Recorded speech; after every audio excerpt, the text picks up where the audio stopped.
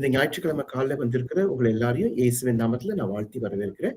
இந்த நேரத்துல சங்கீதம் 121 4ஆம் வசனம். இதோ இஸ்ரவேலை காக்கிறவர் உறங்குவதும் இல்லை, தூங்குகிறதும் இல்லை. இஸ்ரவேலை காக்கிறவர். முதலாவது பாயிண்ட் காக்கிறவர். கர்த்தர் நம்மளை எப்படி காக்கிறாருன்னா, அவருடைய பிரசன்னத்தினால காக்கிறாரு. அவருடைய தூதரை வைத்து காக்கிறாரு.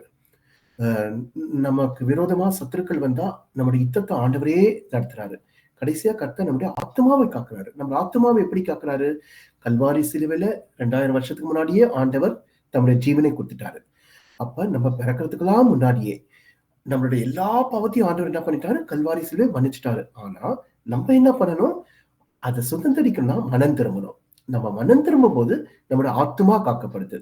நம்முடைய ஆவி ஆத்மா எப்படி காக்கப்படணும்னா இயேசு கிறிஸ்துவோட ரத்தத்தினால, நமக்காக கல்வாரி சிலுவையில அவர் சிந்தின ரத்தத்தினால நம்முடைய ஆத்மாவை காக்கிறாரு. இந்த காக்கிற கர்த்தர் ப்ரொடெக்டர், நம்ம எல்லா விதத்திலையும் நம்ம காக்கிற தேவன். இந்த வேளையில நான் இஸ்ரவேல் ஜனங்களை ஆண்டவர் எப்படி காத்தாருன்னு உங்களுக்கு பழைய ஏற்பாட்டுல நீங்க படிச்சிருப்பீங்க, அதெல்லாம் உங்களுக்கு தெரியும். ஆனா நான் உங்களுக்கு ஒரு ஹிஸ்டரிய சரித்திரத்தை சொல்லி கர்த்தர் எப்படி இஸ்ரவேல் ஜனங்களை காத்தாரு, அன்னைக்கு எப்படி காப்பாத்தினாரு, எப்படி யுத்தம் செஞ்சாருன்றதை இன்னைக்கு உங்களுக்கு சொல்ல போறேன். முதலாவது கர்த்தர் காக்கிறவர், ப்ரொடெக்டர். எல்லாரும் ஒரு அல்லேலூயா சொல்லாமா? நம்மளோட வாழ்க்கையில கர்த்தர் நம்ம எல்லாரும் காக்கிறவர், நம்மளோட போக்கில வரத்தை காக்கிறவர், நம்மளோட ஆத்மாவை காக்கிறவர், எல்லாவற்றையும் காக்கிற கர்த்தர் நமக்கு இருக்காரு. நம்முடைய சத்துருக்களுக்கு, நமக்கு விரோதமா சத்துருக்கள் வந்தாலும் நமக்காக யுத்தம் செய்து நம்ம சத்துருக்களோட கையிலேந்து காக்கிற தேவன். இந்த வேளையில எப்படி இஸ்ரவேல் ஜனங்களை கர்த்தர் பாதுகாத்தார்னு நான் சொல்றேன். முதலாவது இஸ்ரவேல் புலனாய்வு துறைக்கு ஒரு நியூஸ் வருது, சீக்ரெட் இன்டெலிஜென்ஸ் பியூரோக்கு. எப்பன்னா 1967ஆம் வருஷம் ஜூன் மாசம் பிப்ரவரி ஒரு நியூஸ் வருது. என்னன்னா 7 நாடு சேர்ந்து, Syria, Lebanon, Jordan, Saudi Arabia, Iran, Iraq, எகிப்து, இந்த 7 நாடும் சேர்ந்து ஜூன் மாசம் 1967ஆம் வருஷம் ஜூன் 11ஆம் தேதி இஸ்ரேல் தேசத்தை ஒரே நேரத்துல அத்தனை கண்ட்ரியும் சேர்ந்து அடிக்க போறோம்னு சொல்லி ஒரு நியூஸ் வருது. இது உங்களுக்கு எப்ப அந்த நியூஸ் வருதுன்னா பிப்ரவரி மாசம் 1967 பிப்ரவரி உங்களுக்கு நியூஸ் வருது. உடனே எல்லாரும் ரொம்ப கலங்கிட்டாங்க. உடனே அன்னைக்கு சாயந்தரம் எல்லாரும் இந்த பாராளுமன்றம் கூடிச்சு. அந்த பாராளுமன்றத்தை கெனசெட்னு சொல்லுவாங்க. அந்த பாராளுமன்றம் கூடி எல்லாரும் வந்து இதை பத்தி விவாதிக்கிறாங்க. அப்ப அந்த பாராளுமன்றத்துல ஒருத்தர் வந்து உட்கார்றாரு. ஒரு கண்ணுக்கு பேண்டேஜ், கருப்பு பேண்டேஜ் போட்டுட்டு கையில குச்சி வச்சுட்டு ஒரு கால் தள்ளாடி வந்து உட்கார்றாரு. அவர் பேர் என்னன்னா மோஷே தயான். அவர் தான் அந்த நேரத்துல பாதுகாப்பு அமைச்சர். அவங்க எல்லாம் சொல்றாங்க, மோஷே தயான் கேட்கிறாரு, எதுக்குப்பா கூப்பிட்டீங்க திடீர்னு பாராளுமன்றத்தை? ஐயோ, உங்களுக்கு ஒண்ணு தெரியாதா விஷயம்? நம்மள ஜூன் மாசம் 11ஆம் தேதி, அதாவது 1967ஆம் வருஷம் நடந்தது. ஜூன் மாசம் 11ஆம் தேதி நம்மள எல்லாரும் அடிக்கப்படுறாங்களாம். யார் அடிக்கப்படுறா அப்படின்னு கேட்கிறாரு. ஐயோ தெரியாதா? ஜோர்டான், சீரியா, எகிப்து, ஈரான், ஈராக்கு, சவுதி அரேபியா, இந்த 7 நாடும் சேர்ந்து நம்ம அடிக்க போறாங்களா? ஒருவர் கேட்கிறாரு, திருப்பி வராங்களா? ஏன்னா ஏற்கனவே 17 வருஷத்துக்கு முன்னாடிதான் சுதந்திரம் நடந்துச்சு, 1947. அப்ப 17 வருஷத்துக்கு முன்னாடி வந்தவங்க திருப்பி வராங்களான்னு கேட்கிறாரு. நீங்க சொல்றோம், ஐயோ நீங்க என்ன இப்படி சொல்றீங்க? 17 வருஷத்துக்கு முன்னாடி அந்த வேகத்துல இல்ல, இப்ப வந்து பயங்கர ஸ்ட்ரென்த்தோட வராங்க. ஏன்னா ரஷ்யாலாம் உதவி செய்தான், மிக் விமானம் எல்லாம் வருதான். அப்ப அத்தனை 7 நாடும் சேர்ந்து நம்மள வந்து அடிக்குதுன்னு நீங்க இப்படி சொல்றீங்க? அந்த மோஷே தயான் பாதுகாப்பு அமைச்சர் சொன்னாரு, சரி இத்தனை கண்ட்ரி வந்து அடிச்சா என்ன, அன்னைக்கு இருந்த ஆண்டவரே தானே இன்னைக்கும் நமக்கு ஆண்டவர்.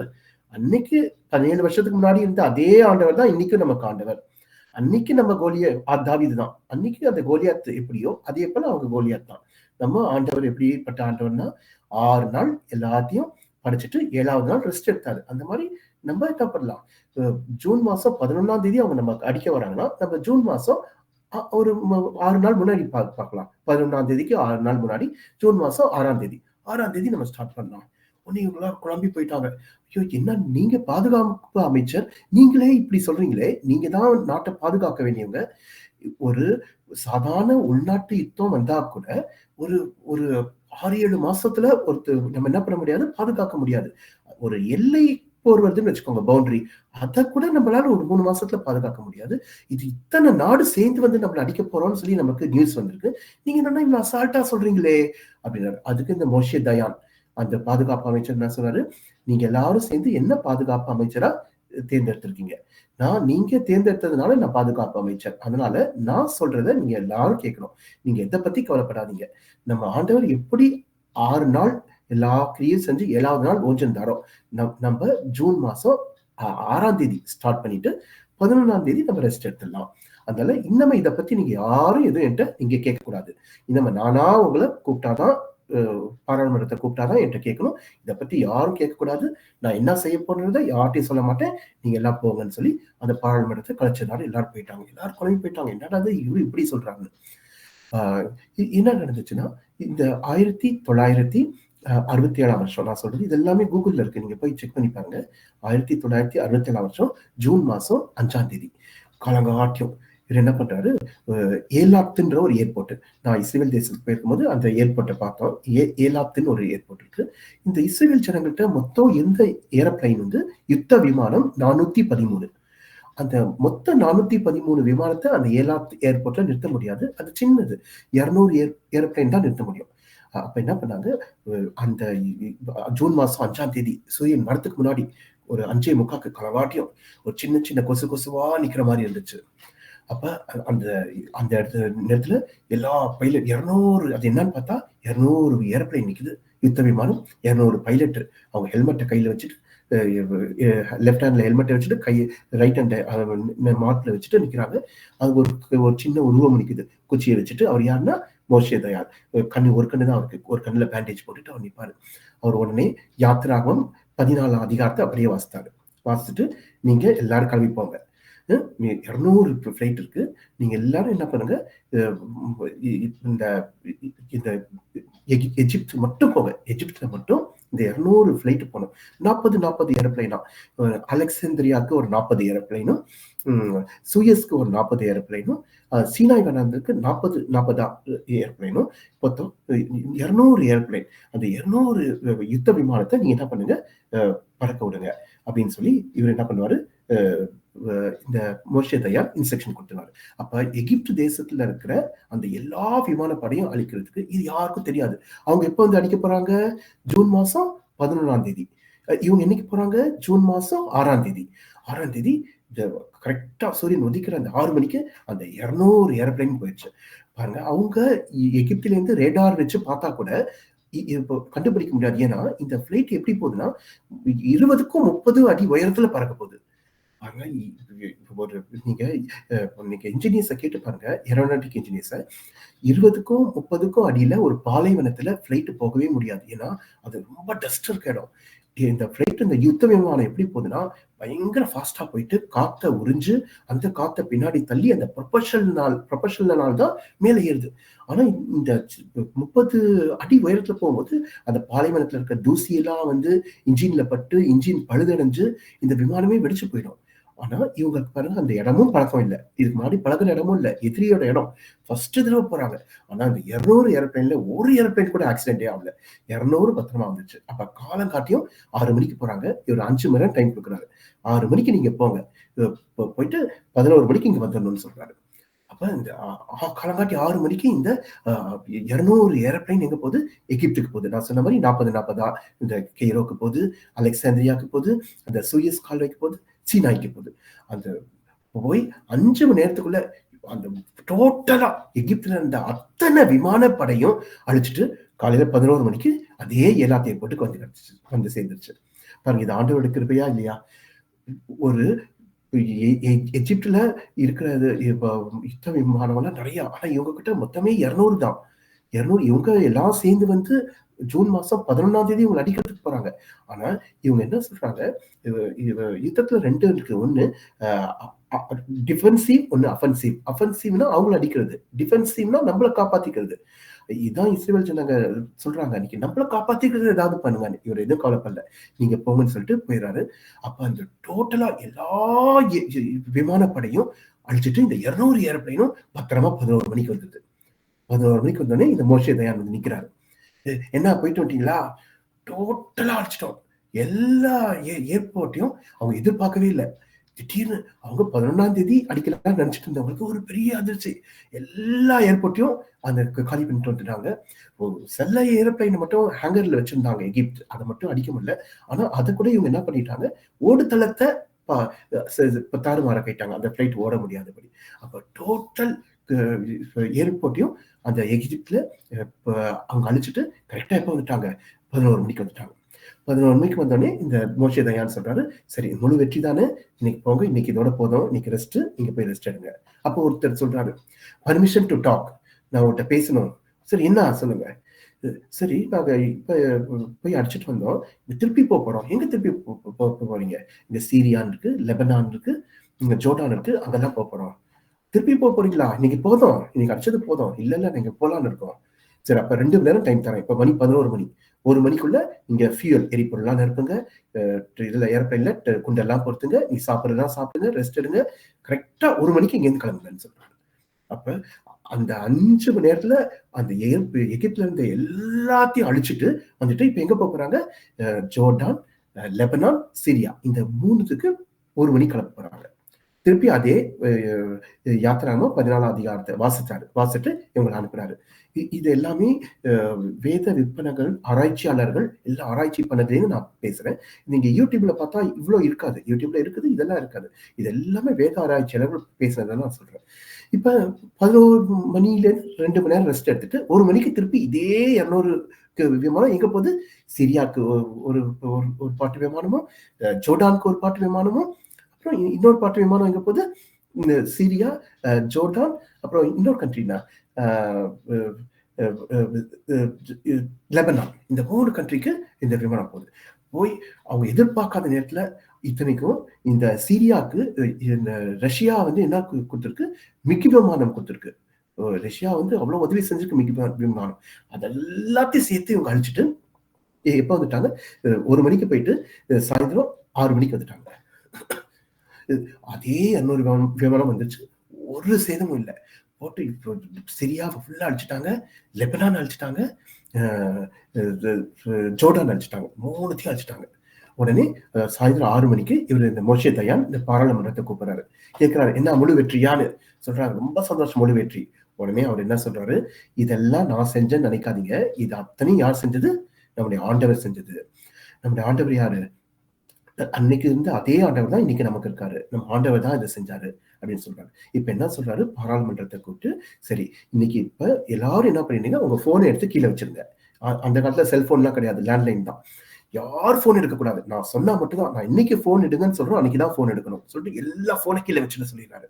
ஏன்னா இந்நேரம் ஒவ்வொருத்தர் என்ன பண்ணுவான், எகிப்து வெள்ளை மாளிகைகிட்ட அமெரிக்காட்ட பேசுவான், அப்புறம் யூஎன் இருக்குல்ல, ஐக்கிய சபை, அவங்ககிட்ட ஐயோ இவங்கெல்லாம் எங்க அடிக்கிறாங்க, நிறுத்த சொல்லுங்கன்னு அமெரிக்காட்ட பேசுவாங்க, இவன் ஜோர்டானாக பேசுவான், எல்லாம் போன் பண்ணி இவங்ககிட்ட பேசுவாங்க, பேசி நீங்க கொஞ்சம் நிறுத்துங்கன்னு. அப்ப அவங்க சொல்றதை கேட்காமலும் இருக்க முடியாது. அதனால என்ன சொல்றாரு, போன் எல்லாத்தையும் கீழே வச்சுட்டு சொல்றாரு. அப்ப எல்லா போனும் என்ன பண்ணியாச்சு, கீழே வச்சாச்சு. இப்ப நானா சொல்லும் போதுதான் நீங்க போன் எடுக்கணும். இப்ப நாளையில இருந்து என்ன பண்ண போறோம், தரைவழி தாக்குதல் செய்ய போறோம். இப்ப நீங்க எல்லாம் ஏரோப்ளைன்ல போய் பண்ணிட்டீங்க, நாளைக்கு தரைவழி தாக்குதல்ல என்ன பண்ண போறோம், போய் நம்ம அவங்களை தாக்க போறோம். இவங்கள்ட்ட பாருங்க, மொத்தம் வெறும் இஸ்ரேல் ஜனங்கள்ட்ட மொத்தம் 49 டோரா போட்டு தான் இருக்கு. அதாவது கப்பல் கூட இல்ல, டோரா போட்டுனா ஒரு போட்டு, ஆனா பெரிய போட்டு. அதுலயே என்ன பண்ணுவாங்க, குண்டெல்லாம் பொருத்தி அவங்க யுத்தம் செய்வாங்க, ஒரு பெரிய போட்டு. மொத்தம் 49 டோரா போட்டு தான் இருக்கு இஸ்ரேல் ஜனங்கள்ட்ட. ஆனா எகிப்துட்ட கப்பல், யுத்த கப்பலே இருக்கு. கப்பல் எவ்வளவு, 149 கப்பல் இருக்கு. இவங்க கிட்ட வெறும் 49 போட்டு தான் இருக்கு, படகு. ஆனா அவங்க கிட்ட 149 யுத்த கப்பல் இருக்கு. இது என்ன சொல்றாங்க, இந்த 49 இந்த போட்டை வச்சுட்டு இவங்க என்ன பண்ண போறாங்க, இந்த சைடு ஐஃபா, டெல் அவிவ் இருக்குல்ல, கடலோர சைடு, அந்த சைடு போயிட்டு என்ன பண்ண போறாங்க, தரைவழி தாக்குதல் செய்ய போறாங்க எகிப்துக்கு. சரின்னு சொல்லிட்டு இந்த 49 இந்த படகு போது இந்த யுத்த டேங்க் எல்லாம் எடுத்துட்டு அவங்க என்ன பண்றாங்க, எகிப்துக்கு போறாங்க. போனா இவங்களுக்கு ஒரே ஆச்சரியம். இப்போ இந்த 49 டேங்க் எடுத்துட்டு இவங்க போய் எகிப்துல எவ்வளவு தடிக்க முடியுமோ அதை எல்லாத்தையும் அடிச்சுட்டு வந்துட்டாங்க. அதுக்கப்புறம் இந்த யுத்த டேங்க் வந்து எகிப்துக்கு எடுத்துட்டு போறாங்கல்ல, இஸ்ரேல் ஜனங்கிட்ட இருந்த டேங்க் மொத்தம் 250 தான். ஆனா எகிப்து கிட்ட இருந்தது 2500. பாரு உங்கள்ட்ட 250 டேங்க் தான் இருக்கு. இவ்வளவு போல 10 மடங்கு டேங்க் ஜாஸ்தி இருக்கு எகிப்ட்ட 2500. இவங்க இந்த 250 டேங்க் எடுத்துட்டு எகிப்துக்கு போறாங்க. போனா இவங்க ஒரே ஆச்சரியம். என்னன்னா, அந்த எல்லா டேங்க்கும் 2500 டேங்க் இருக்குல்ல, எல்லாம் திரும்பி போகுது. இவங்களுக்கு ஆச்சரியம். என்னடா அது? நம்ம இன்னும் அடிக்கவே இல்ல. அடிக்கிறதுக்கு முன்னாடி எல்லாம் திரும்பி போறானே! என்னான்னு இவங்களுக்கு ஒரே ஆச்சரியம். அது மட்டும் இல்ல, சிலவங்க அந்த டேங்க விட்டுட்டு அப்படியே இறங்கி ஓடி போறாங்க. என்னடா அது? இவங்களுக்கு ஒரே ஆச்சரியம். நம்ம இன்னும் அடிக்கவே ஆரம்பிக்கல. நான் போறோம். அதுக்குள்ள இறங்கி ஓடி போறாங்களே! எல்லா டேங்க்கும் போதேன்னு. அப்புறம் இவங்க போனாங்க.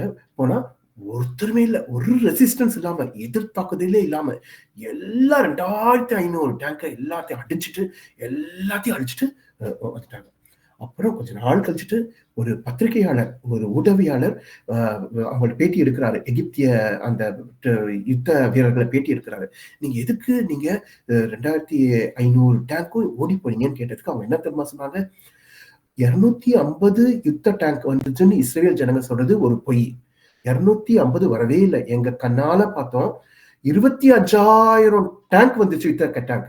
25,000 யுத்த டேங்க். அதனால தான் நாங்க ஓடி போனோம். அவங்க 250ன்னு சொல்றது பொய் அப்படின்றாரு. ஆனா 25,000 டேங்கா வந்துச்சு? இல்லவே இல்ல.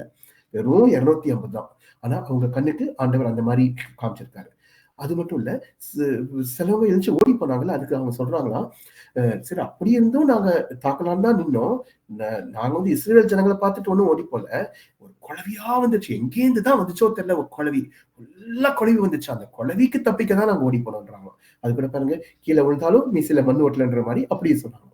பாருங்க, வெறும் இந்த எகிப்திய ஜனங்களுக்கு இந்த 250 யுத்த கப்பல வச்சு யுத்த டேங்க் வச்சு யுத்தம் செய்த ஆண்டவர் யாருன்றது தெரியல. அவர் ஒரு எலிசாவின் தேவன். உங்களுக்கு தெரியுமா? எலிசாவ கொல்றதுக்காக இந்த பெனாதாத் இருக்கால, ஒரு படையே அனுப்புறான். பாருங்க, ஒரு மனுஷனை கொல்றதுக்கு ஒரு படையே போகுது, சீரிய தேசத்து படை. அப்ப அந்த காலங்காட்டியும் அந்த வேலைக்காரன் மட்டும் எழுந்திருச்சான். எழுந்திருச்சு பாக்குறான். பார்த்தா அவனுக்கு ஷாக் ஆயிட்டான். ஐயோ, நம்ம வாழ்க்கை இன்னைக்கு முந்துருச்சு. அவ்வளோ படை வருது, சீரிய படை. உடனே அவன் சொல்றான் எலிசாட்ட, ஐயோ இவ்வளவு சீரிய படை வருதுன்னு. உடனே எலிசாக்கு என்ன பண்றதுன்னு தெரியல. எலிசா என்ன சொல்றாரு? ஆண்டவரே, இவனோட கண்ணை திறந்துருங்க, பாக்குறதுக்கு கண்ணை திறங்கன்றார். உடனே ஆண்டவர் வேலைக்காரனோட கண்ணை திறந்தாரு. கண்ணை திறந்தா என்னாச்சு? அக்னி ரதமான குதிரை அந்த சைடு வருது. பாருங்க, நம்ம எலிசாவின் தேவன், அன்னைக்கு இருந்த அதே எலிசாவின் தேவன் இன்றைக்கும் நம்மளை காக்க வல்லமுள்ள தேவனா இருக்காரு. அந்த இஸ்ரவேல் ஜனங்களை காத்த தேவன் இன்னைக்கு நம்மளை காக்க வல்லமுள்ள தேவனா இருக்காரு. பாருங்க, அன்னைக்கு எகிப்திய ஜனங்களுக்கு என்ன பண்ணாரு? ஒரு குளவி அமைச்ச தேவன் இன்னைக்கும் குளவி படை வச்சிருக்காரு. நான் தரிசனத்துல 25,000 யுத்த டேங்க காட்டுவேன். நீங்க ஓடி போயிடணும். நீங்க ஓடி போல அப்படின்னா குழப்பி வரும் அப்படின்னு சொல்லி குழப்பி அனுப்புறாரு. நம்ம ஆண்டவர் எவ்வளவு பெரிய ஆண்டவர் பாருங்க. ஆண்டவர் செஞ்ச பெரிய காரியமா இது. என் உலக சரித்திரத்திலே இந்த ஒரே 5 நாள்ல ஒரு பெரிய ஒரு யுத்தத்தை நடத்தி வெற்றி எடுத்ததான் உலக சரித்திரத்திலே இல்லை. இது ஒன்னே ஒண்ணுதான். அப்ப உலக சரித்திரத்திலே ஒரு பெரிய வெற்றியை கொடுத்தது யாரு? அதை செஞ்சது யாரு? நம்முடைய ஆண்டவர். அப்ப இத முடிச்சுட்டு வந்துடுறாங்க. அப்ப மீதி இருக்க எல்லா நாளும் என்ன பண்றாங்க? இவங்க தரைவழியா ஃபுல்லா தாக்கிட்டு வந்துடுறாங்க. தாக்கிட்டு வந்தோடனே கடைசியில ஜூன் மாசம் 10ஆம் தேதி, அதாவது 1967 ஜூன் மாசம் 10ஆம் தேதி சாயந்தரம் இந்த மோஷே தயாள் இந்த பாராளுமன்றம் கெனசெட்ட கூட்டுறாரு. அப்ப எல்லாம் வந்துட்டாங்க. எல்லாம் கேட்கறாங்க, என்ன முழு வெற்றியான்னு கேட்கறாங்க. எல்லாருக்கும் சந்தோஷம். அப்ப டோட்டலா ஃபுல் இவங்க என்ன நினைச்சாங்க? ஜூன் மாசம் 11ஆம் தேதி இவங்க அடிக்கிறதுக்கு இருந்தாங்க. ஆனா அதுக்கு முன்னாடியே இவங்க என்ன பண்ணிட்டாங்க? 10ஆம் தேதிக்கு முன்ன ஃபுல்லத்தையும் அடிச்சிட்டாங்க. அப்ப இப்ப இவர் சொல்றாரு, இப்ப என்ன பண்ணுங்க? உங்க போனை எடுத்து வைங்க எல்லாரும். எல்லாரும் போனை நம்ம எடுத்து கீழே வச்சிட்டோம். இப்ப போனை எல்லாம் ஆன் பண்ணிடுங்க. போனை ஆன் பண்ணாங்க பாருங்க. ஃபுல்லா போன் வந்துகிட்டே இருக்கு. எங்கேருந்து? ஐநாலேருந்து. இஸ்ரேல் பிரைம் மினிஸ்டர் இருக்காரா, பாதுகாப்பு அமைச்சர் இருக்காரு. இவர் சொல்ற மோஷன் எல்லாம் தான். என்ன சொல்லுங்க? ஐயோ, நீங்க ஜோர்டான் பேசுறாங்க. ஜோர்டான் மன்னர் ஹுசைன் அவர் வந்து பேசுறாரு. நீங்க எல்லாரும் அடிக்கிறீங்களாமே அவங்கள. அவங்க சும்மா இருக்கும் போதே எல்லாரும் நிறுத்தினா, என்ன சொல்றாங்க? எல்லாரும் நிறுத்துங்கன்னு சொல்றாங்க. அப்புறம் எகிப்துல இருக்கவர் சொல்றாரு, எகிப்து நாங்க எதுல வேணா சைன் பண்ண ரெடியா இருக்கோம், சரணடைகிறோம் அப்படின்றாங்க. எப்ப சொல்றாருன்னா, ஐயோ 7ஆம் தேதியில இருந்து பேப்பரை எழுதி வச்சுட்டு காத்துட்டு இருக்காங்க.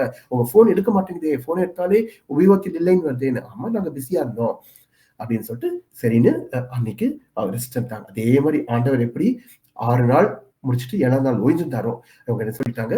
அந்த 6 நாள் வேலையெல்லாம் முடிச்சுட்டு என்ன பண்ணாங்க? 7ஆம் நாள் என்ன பண்ணாங்க? ஓய்ந்திருந்தாங்க. பாருங்க, இது ஆண்டவர் செஞ்ச காரியமா இல்லையா? அந்த ஒரு 6 நாள்ல ஒரு ஹோல் சின்ன ஒரு கண்ட்ரி, அந்த அத்தனை நாடையும் ஒண்ணுமே ஈரான், ஈராக் என்ன சொன்னாங்க? நீங்க போங்க உதவிக்கு நாங்க வரோம்னு சொன்னாங்கல்ல. அவங்க அதுக்கப்புறம் பேசவே இல்ல. பேச்சே இல்ல. இவங்களலாம் அடிக்கிறத பார்த்தோனே அவங்க என்ன பண்ணிட்டாங்க? சைலன்ட்டா போயிட்டாங்க. சவுதி அரேபியா பேச்சே இல்ல. அப்ப அதனால தான் ஈரான், ஈராக் அன்னைக்கு ஆரம்பிச்ச பிரச்சனை தான் 1980ல அவங்களுக்குள்ள அரேபிய நாட்டுக்குள்ள ஒரு பிரச்சனை வந்துச்சு.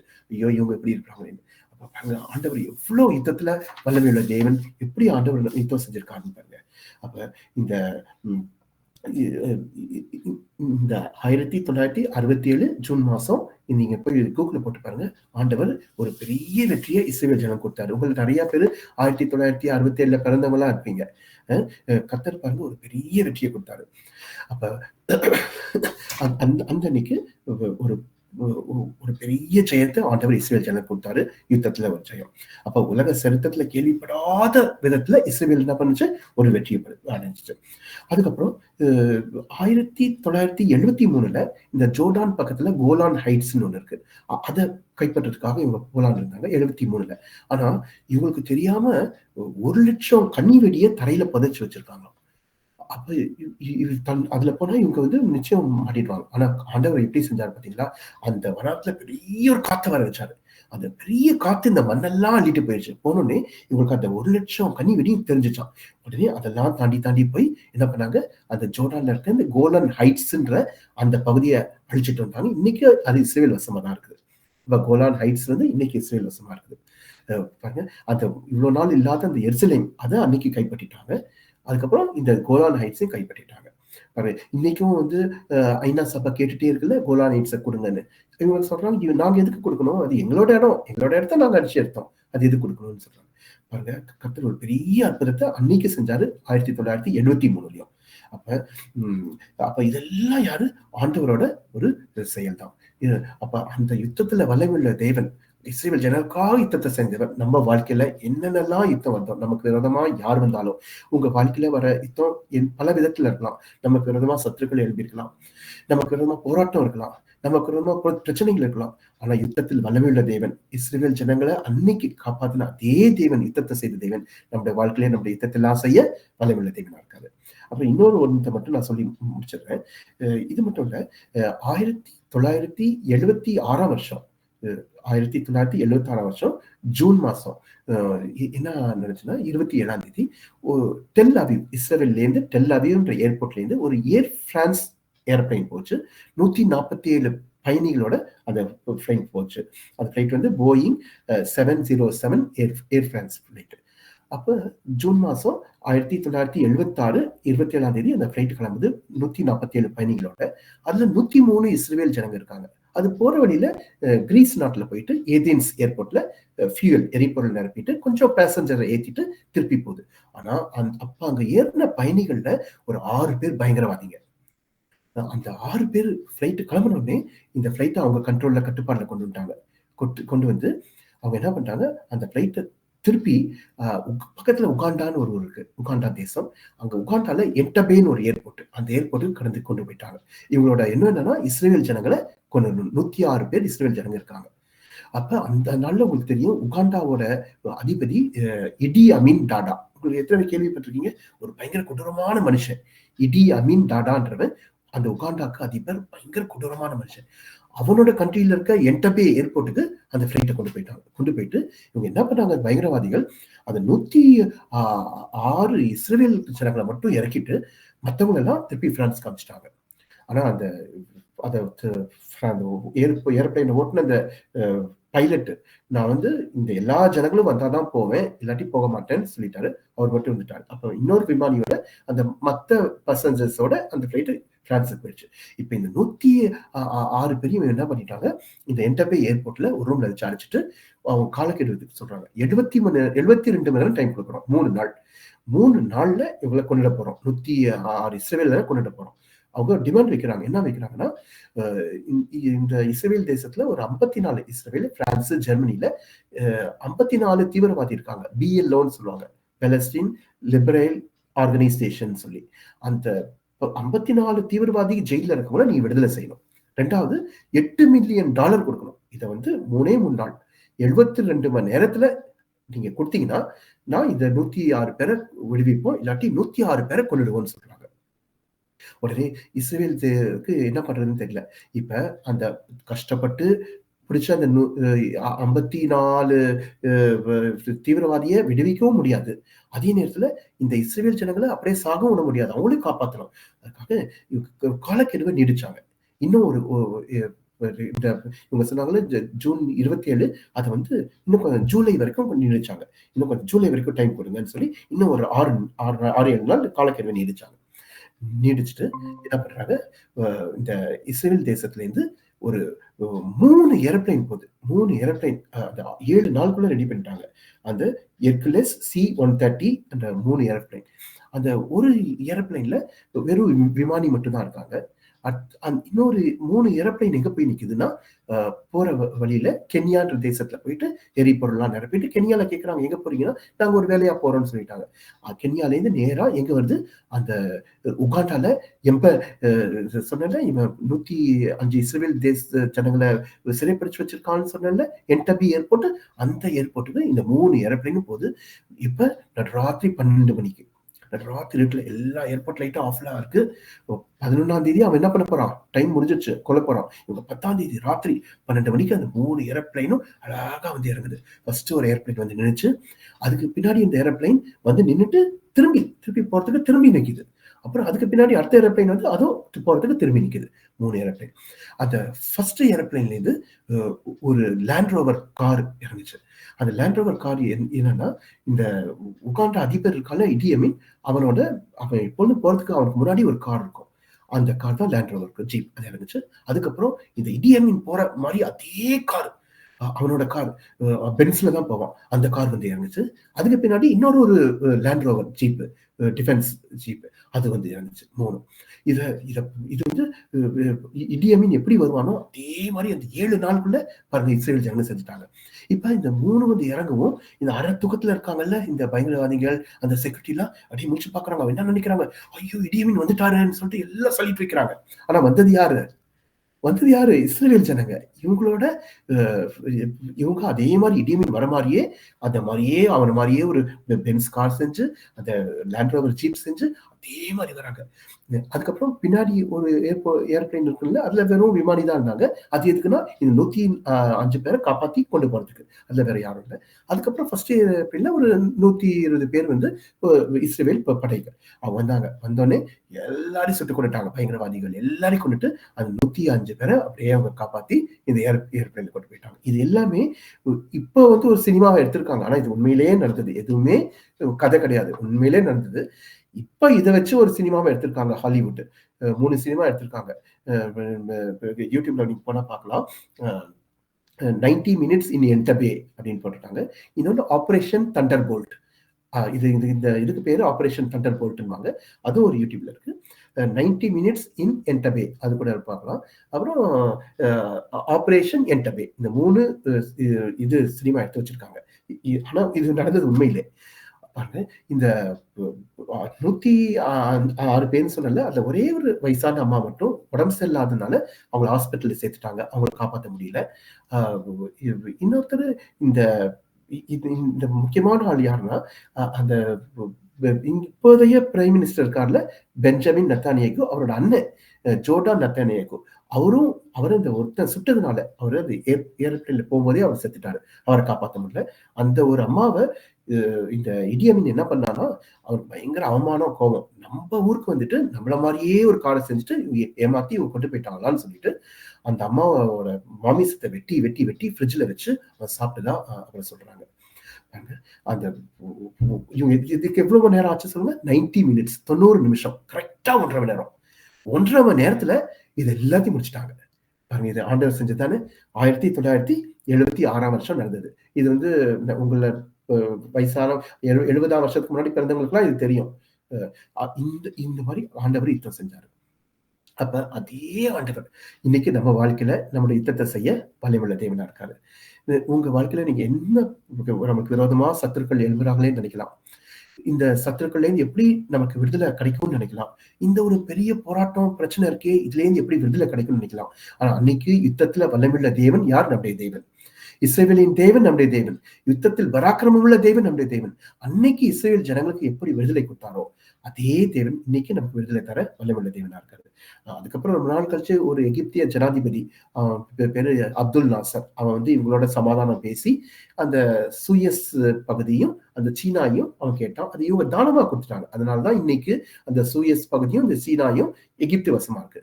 மற்றபடி மத்த 62,000 சதுர கிலோமீட்டர் அன்னைக்கு கைப்பற்றினது இன்னும் இஸ்ரவேல தான் இருக்குது.